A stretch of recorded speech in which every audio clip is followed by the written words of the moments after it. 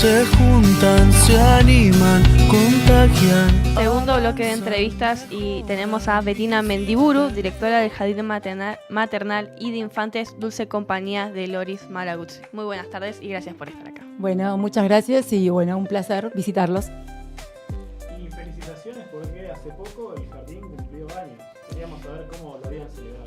Sí, bueno, el jardín cumplió este abril 22 años.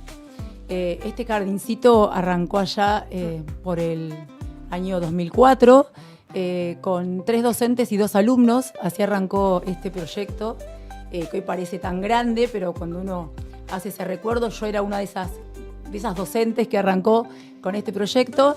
Luego, un tiempo más tarde, se abrió el nivel primario y luego el nivel secundario. Y bueno, este abril festejamos con mucha alegría. Todos los que transitamos este proyecto, sobre todo los que lo transitamos desde tan tempranamente, digamos, creo que ninguno pensaba a lo que podía llegar un proyecto familiar, donde pensaba quizás la educación desde otro punto de vista, desde otra manera, tratando sobre todo de poner el niño en el punto principal, en énfasis, la importancia de las relaciones, no solamente del adulto con el niño, sino también, sobre todo, con las familias. Y bueno, la verdad que este abril, festejamos con muchísima alegría. ¿Y cuáles fueron los pilares fundamentales en los que el jardín se basó para abrir sus puertas? Sí, mira, en ese momento nosotros trabajábamos mucho con familias. Esta pedagogía, el jardín está basado en una pedagogía que es de Reggio Emilia. Y bueno, esa pedagogía también eran jardines que en realidad se armaban con familias trabajadoras. O sea, de ahí surge esto. Cuando el jardín abre sus puertas, abre un jardín que trabajábamos muchísimas horas, con familias que trabajaban muchísimas horas y niños que tenían que permanecer en la institución también muchísimas horas. Pasábamos a ser parte de la familia. Un jardín que trabajaba de lunes a sábados. Y bueno, tenía como pilar fundamental darle un lugar seguro a esos niños. Pero no solo a esos niños, sino también a esas familias. Uno recibe en el jardín, a veces parece que como es un jardín privado, difiere mucho de un jardín público. Y en realidad las familias son las mismas, trabajan muchísimo para poder quizás abonar una cuota, tienen las mismas problemáticas que tenemos todos. Hace un rato estábamos conversando justamente de eso. Y creo que basamos la educación en este aprendizaje basado en relaciones afectuosas, amorosas, de respeto, no solamente con el niño, sino también con las familias. ¿Y cómo es que se relacionan? Porque siempre que viene gente desde Loris Malaguzzi, nos mencionan el tema de la cultura italiana. ¿Cómo es que se puede llegar a hacer que los chicos empiecen a adentrarse a lo que es la cultura italiana, el ámbito y todo lo que conlleva ser como parte marplatense, que en realidad sería mitad argentino, mitad italiano? Nosotros, desde que comenzamos con el jardín, comenzamos con el idioma. Contamos con el idioma a partir de sala de 3, los niños a partir de sala de 3, ya en sala de 2, cuando estamos en la última etapa de sala de 2, comenzamos con lo que es la articulación con la primera sección, que es sala de 3, y lo hacemos a través del italiano. Todo lo que es proyecto por ahí de actos y demás, también lo hacemos a través del italiano. Obviamente que en el niño, cómo se enseña el italiano y cómo se aprende, a través de canciones, a través de cuentos, a través de poesías. Y luego tenemos el nivel italiano durante todo el nivel inicial, todo el nivel primario, todo el nivel secundario, donde se van sumando horas y también donde se van sumando actividades, propuestas, obras de teatro, visitas de escritores, de referentes. Y es así, es como vamos interviniendo y como viene iniciándose este idioma que va desde el nivel inicial hasta lo que es el nivel secundario. ¿Cómo fue evolucionando el jardín en estos 22 años de trayectoria? Es una pregunta importante. El jardín fue evolucionando y también la educación, vieron que es un cambio constante. Recién estábamos hablando de la tecnología, de esto que nos viene a traer la tecnología. Me parece sumamente importante que vieron que cuando algo se empieza a expandir o se empieza a hacer grande, un comercio que abre y luego hace una sucursal y la segunda y la tercera, lo que uno siempre intenta es que el sello no se pierda. O sea, que realmente lo que lo hizo crecer o hizo que eso funcionara, no se pierda. Y esto pasó creo que con el jardín. El jardín pasó de ser un pequeño espacio a ser un gran espacio de 3 pisos, en el cual tenemos más de 600 chicos, en el cual trabajan más de 100 personas, pero ese sello que tenía ese pequeño jardincito en ese momento nunca se perdió.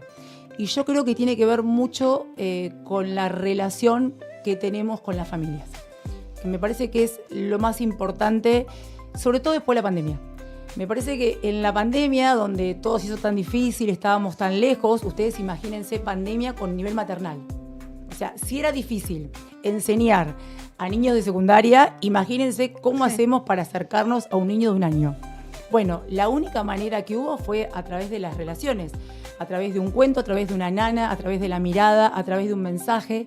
Y creo que eso las familias lo tomaron, lo apropiaron y continuamos de esa manera. O sea, el papá viene, ve siempre las mismas caras, el saludo a la mañana, el saber que si necesitan algo, nos requieren algo, nos pueden buscar, no hace falta esperar una reunión mucho más adelante, sino que siempre estamos ahí cerca para ellos. Por eso digo que es un aprendizaje basado en relaciones, pero que no solamente es la relación niño-adulto, es la relación adulto, familia y todo el personal de la institución. Nosotros desde siempre decimos que si no funciona la persona que te dice buen día a la mañana o la persona que te atiende y te va a dar la info de cómo va a ser la institución o el auxiliar que te prepara la leche, bueno, somos un gran equipo y creo que por eso tenemos este hermoso trabajo. Y en relación con justamente lo que es la educación de los chicos, una de las problemáticas que se está viendo ahora actualmente es el abuso, digamos, de las pantallas, de los celulares, de las tablets, de las computadoras. ¿Cómo es que lo abordan esta problemática desde el jardín? Y si se ponen en contacto con los padres para darle recomendaciones o les dicen qué cosas deberían hacer con respecto a este tema. Nosotros siempre en lo que son las reuniones de padres de inicio, siempre desde una mirada docente, intentamos explicar el por qué las pantallas sí y el por qué no. Y también comprendiendo que cada familia tiene su historia personal y su vivencia. Yo a veces les digo a las familias, me llama la atención que un niño de sala de 1, cuando yo entro a la sala y se me cae el celular, empieza a hacer con el dedo, como ya sabiéndolo usar, o sea, todo. Un nene de sala de 2 busca en YouTube lo que le gusta. Tenemos mucha falta de lenguaje. A ver, si empezamos a hablar de problemáticas, estamos teniendo niños de sala de 3 y sala de 4 sin lenguaje. Eso tiene que ver con las pantallas. No solo con las pantallas a los niños, sino con las pantallas en los adultos. Esa pantalla en la cual el adulto está inserto por lo que sea, porque a veces, a ver, son cuestiones laborales también, o sea, uno acá nunca busca ni la culpabilidad ni responsabilidad de un padre, sino trabajar todos juntos. Ese papá que está inmerso en una computadora, en un celular, le está sacando la mirada al niño. Ese niño no tiene una canción de cuna, ese niño no tiene un cuento a la noche. Entonces, claro, después decimos, ¿por qué tienen falta de lenguaje? Y bueno, claro, porque no hay nadie que les hable. Muchas veces los únicos cuentos que escuchan los niños son los que cuentan en el jardín. Por eso que siempre decimos que tienen que tener tanta cantidad de cuentos leídos en el jardín para que por lo menos completen esa cantidad que deberían tener en su vida. Pero bueno, es una gran problemática. Muchas veces traemos especialistas que obviamente desde su punto de vista puedan explicarle a las familias por qué es de la importancia de las no pantallas. Entender que nosotros en lo que es sala de 5 ya empezamos con informática, pero entender que tiene que ver con un uso educativo en un momento exacto y por un tiempo determinado. Estamos viendo niños que no comen, no quieren comer en el momento del almuerzo. Digo, ¿por qué desayuno? ¿Cómo comen en casa? Con la pantalla. A veces cuando hablamos con las familias, ¿comen en casa? Sí. ¿Y cómo lo hacen? Mirando la tele. Claro, entonces después decimos problemas atencionales. Claro, muchos de los problemas que tenemos con lo atencional también tienen que ver con eso. Los niños, ustedes saben que la pantalla es todo el tiempo acción, acción, acción, acción. Nos pasa a los adultos también. Entonces, claro, falta de atención. Leemos un cuento, no nos pueden prestar atención, porque no hay estímulo, no hay tanto estímulo. Así que bueno, siempre trabajar en conjunto con la familia y siempre esto de trabajar juntos. Acá no hay responsabilidad, sino simplemente es un trabajo que tenemos que hacer en conjunto para el bienestar de ellos. Y ahora a uno lo llevaría a creer que justamente el problema del lenguaje no vendría a ser uno, porque uno siempre que está en el celular tiene un video de alguien hablándole todo el rato. Total. Esto es algo que me sorprende totalmente, porque, bueno, por eso mismo. Tenés una vocecita en el celular todo el rato hablándote y los chicos igualmente aún no saben hablar, digamos. Claro, porque ¿qué nos falta? La respuesta. Claro. Una cosa es escuchar a alguien que te habla, y otra cosa que es el diálogo. ¿Para qué? El lenguaje tiene un uso social. Sí. Yo a veces le digo a las familias, sabe decir 20 palabras en inglés. ¿Y para qué nos serviría? Más Claro. que para una cuestión de memoria. Sabe contar hasta el 100. Y si yo le pregunto cuántos son acá, cuántos hay, ¿sabe? No, es todo memoria. El vocabulario tiene que ver, es un uso social. Es yo te digo, vos me contestás, yo te pregunto, vos me decís, tiene que tener un uso social. Esa vocecita que te dice, el dibujito que lo escuchamos, la canción, si no tiene una respuesta, es simplemente un sonido que se escucha y que no tiene ningún significado, porque la palabra solamente tiene significado cuando se le da el uso social. ¿Y hasta qué edad es recomendable que los padres no le den pantallas a sus hijos? Y vieron que a veces, ahora cada vez está haciendo hasta más grandes. Sí. Se decía que hasta los 5 años no, ahora en algunos lugares se dicen hasta los 10, hasta los 12. Las familias tienen todas realidades diferentes. Y entendemos que yo a veces cuando dicen, puse en penitencia y le dije 1 semana sin televisor, no lo vas a poder cumplir. Sácale 1 hora, sácale media, porque hay situaciones, y también tiene que ver, va a la casa de la abuela, va a la casa de la tía, va a la casa de alguien. ¿Está mal que mire media hora de dibujitos? No, no está mal. Yo soy mucho más grande que ustedes. En mi época solamente estaba la media hora de dibujitos a la hora de la leche, de la tarde, que se veía. Y era ese ratito que teníamos para compartir la leche con la familia, mirando la tele. ¿Está mal? No. El tema también no es solo la cantidad ni cuánto, sino lo que ven. Claro. Lo que ven. Cuando fue la famosa serie del juego del calamar, cuando jugábamos con los chicos a pelo, pelito es, cuando me daba vuelta me mataban todos. O sea, se volvió como una cuestión de que el juego pasó a ser eso. Entonces, los juegos que traen los chicos, las cosas que ven, la cantidad de violencia que se da, eso que estamos hablando de nenes de nivel inicial que ni siquiera saben leer y escribir. O sea, imagínense, hoy estábamos conversando de la violencia que se da después cuando son un poco más grandes, pero las cosas que los chicos ven y cómo ellos las decodifican, que no lo hacen igual que nosotros, porque no tienen el pensamiento que tenemos nosotros. Entonces, quizás ven cosas que no les llama la atención o no les parece que quizás sean nocivas y después lo llevan al jardín. Así que bueno, en eso sí hay que tener mucho cuidado y yo creo que cuando más se pueda retrasar Mejor. el tema de las pantallas es mejor. Sí. ¿Y qué otras problemáticas ves a partir de justamente del abuso de las pantallas? Decís que no se pueden comunicar, no saben escuchar, no saben... Sí, tenemos muchos problemas de atención. Siempre hablamos de problemas de atención, niños de inicial que van a tener atención 15 minutos, 20 minutos, o sea, nadie pretende que tenga más que eso. Pero ¿notás que se redujo esa capacidad Totalmente. de atención a 10 o menos, por ejemplo? Sí. Los niños ya hablan cada vez más tarde, o sea, el vocabulario se da cada vez más tarde, la atención es cada vez menor, el estímulo siempre tiene que ser mayor, o sea, necesitas cada vez más estímulos, no hablo de pantallas, pero que un títere, que la canción, o sea, necesitas mucho estímulo.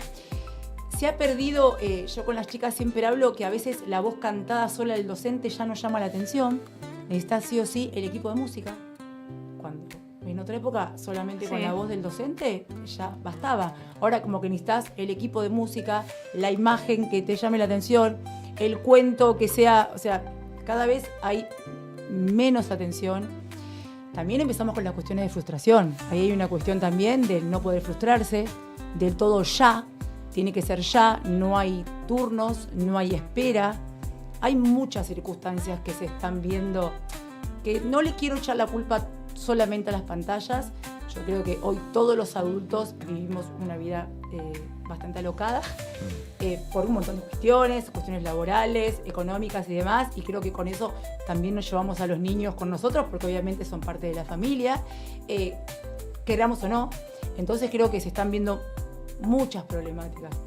Y también hoy hay una cuestión con el tema de la infancia respetada y demás, y respetuosa, que ahí no voy a entrar en un dilema ni nada, no es estar de acuerdo o no, pero sí estamos viendo que hay muchas cosas que se están moviendo demasiado.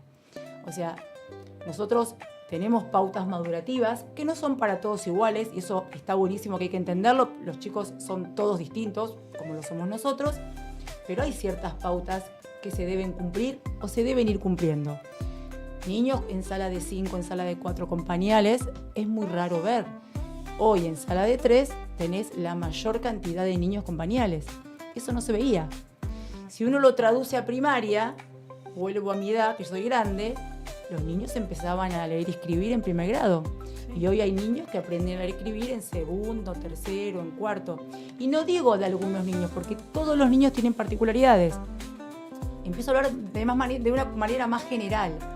Entonces hay muchas cuestiones que se están cambiando. Yo creo que hay tanta sobreinformación de todo, y las familias están todo el tiempo buscando cómo enseñar mejor y qué es lo mejor y cuál es la edad y demás, que a veces ante tanto no sabemos para dónde disparar, digamos. Antes eso, no existía eso. O sea, estaba el pediatra que te decía, fíjate, estaba tu mamá, tu abuela que te decían, fíjate, y hoy hay tanta información, tanta, que creo que también nos está haciendo perder un poco, que bueno, que los niños sí tienen pautas madurativas. Desde el jardín se trabaja mucho esto de estar encima de ellos, de poder hacer reuniones previas, siempre tratando de trabajar la prevención, o sea, desde muy pequeños, pero bueno, sí, estamos viendo bastantes desfasajes en el nivel inicial. Ni hablar de primaria y de secundaria, que se los dejaré a otros colegas que tienen otras problemáticas que por ahí son aún mayores. Y hablando un poco más de la salud de los chicos que están ya tanto en el nivel de jardín como en los niveles iniciales, hace poco había visto una noticia en la que hablan sobre el aumento del sedentarismo de los chicos gracias por el tema de las pantallas. Desde el jardín quería saber si esta problemática se ve tanto como han dicho en algunos colegios del Gran Buenos Aires, o si por ahora no se ve tanto. Mira, no lo hemos notado tanto. Sí es verdad que, acá repito, más allá de la pantalla, también tiene que ver con el tiempo de trabajo que tienen las familias. Muchas veces cuando hacemos reuniones, uno lo que le dice a las familias, que también está bueno que más allá de que tengan este espacio en el jardín, puedan estar en contacto con otros niños y niñas en otros ámbitos, haciendo un deporte, una actividad que les guste, en una plaza, lo que sea. Claro, lo que la familia te dice, salí a las 5 de la tarde de trabajar, llegué a mi casa, me tomé un colectivo, tardé 2 horas, tuve que hacer de comida, o sea, a veces es muy difícil. Si es del jardín, intentamos, bueno, más allá de las clases de educación física que están dentro de lo que es la currícula, ahora de hecho también abrió el Club Loris, ahí en el jardín, en el espacio de la institución, que también está pensado justamente para estas familias que no pueden ir y llevarlos a algún lugar, sino que directamente la profe los retira del jardín o los retira del nivel primario, que sean a las 15, hacen el deporte en la institución y luego la familia los viene a retirar.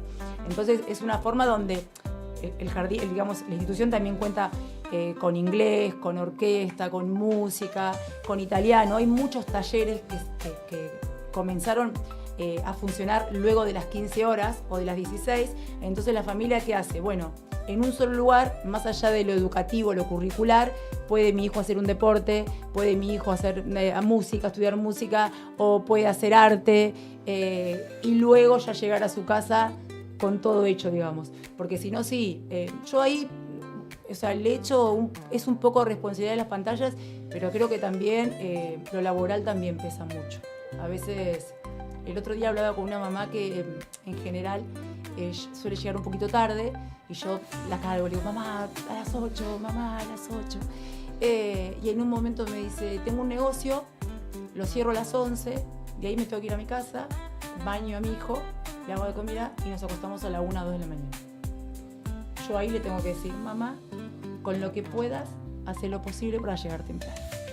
Porque en realidad es su realidad, es la vida que tiene, es su trabajo. Sí, intentaremos acompañarla y que esa mamá pueda llegar un poquito más temprano y porque esa nena pueda entrar un poquito más temprano, pero hay que entender el contexto. A veces uno desde afuera o de esta mirada, no, pero llega tarde. Bueno, esto cuando hablamos de relaciones hablo de esto. Bueno, acercarme a la familia, ¿qué está pasando? O sea, está pasando esto, pero ¿qué está pasando? ¿Por qué está pasando? Creo que es fundamental eso. Me parece que más allá de la comprensión a los niños, las familias también necesitan esta cuestión de comprensión y de ternura también muchas veces en estos tiempos tan difíciles. Y hasta aquí la palabra de Bettina Mendiburu, directora del Jardín Maternal y de Infantes Dulce Compañía de Loris Malaguzzi. Muchas gracias por estar acá y por brindarnos todo este análisis. A ustedes, un placer, muchas gracias. Vamos a una breve pausa y volvemos.